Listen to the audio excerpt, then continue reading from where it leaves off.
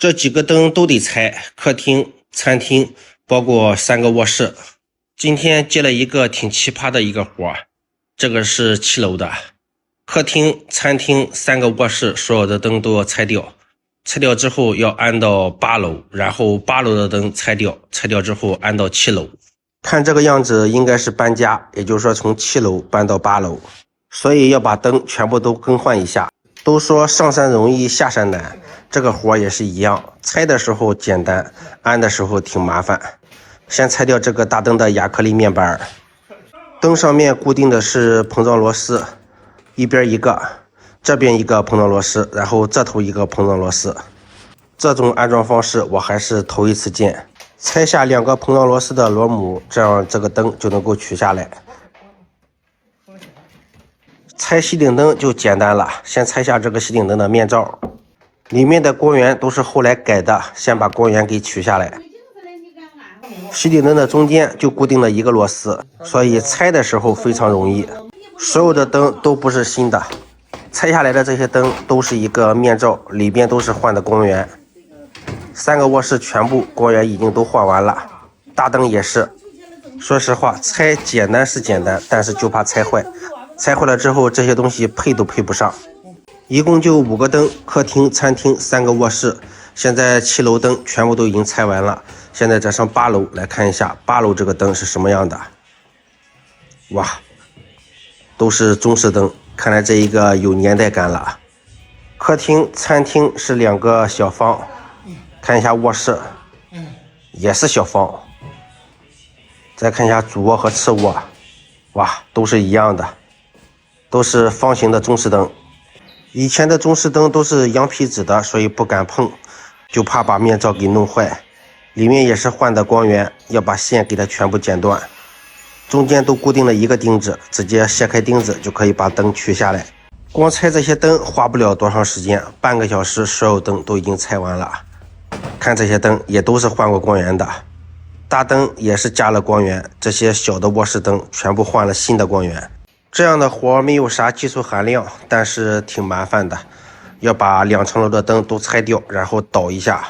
幸亏灯的重量不是很重，一趟正好。像这样的活你们报价大约是多少？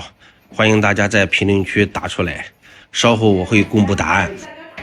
像这种平板灯还是好安装的，先固定中间的这一个钉子。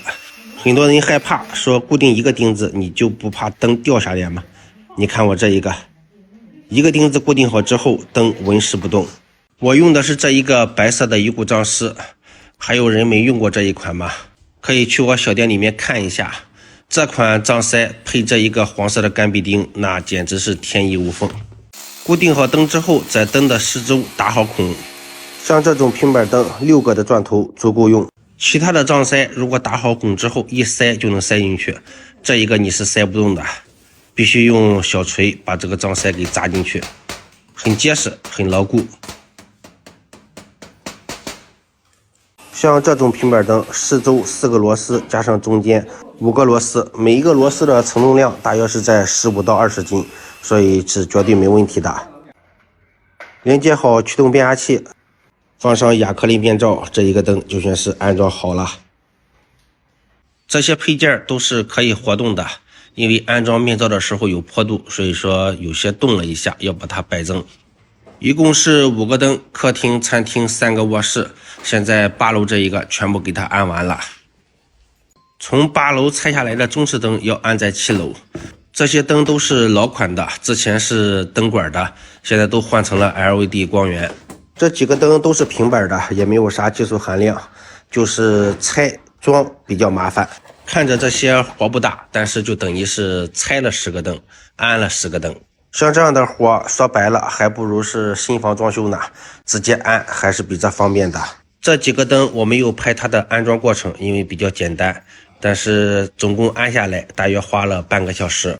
临时上级又给下达了命令，说是厨房的灯看着也不舒服，所以打算把7楼的厨房灯安在8楼。这一个面罩都已经发黄了，最后一个灯安完就可以下班了。这上面这一个是一个灯头，把这个灯全部给它拆下来，然后再把新灯给装上。现在来开灯试一下，正常。一共花了2个多小时，收费大约是这些，不知道我这个报价是高还是低。好了，这个视频就到这儿了，感谢各位的观看，请多多指点。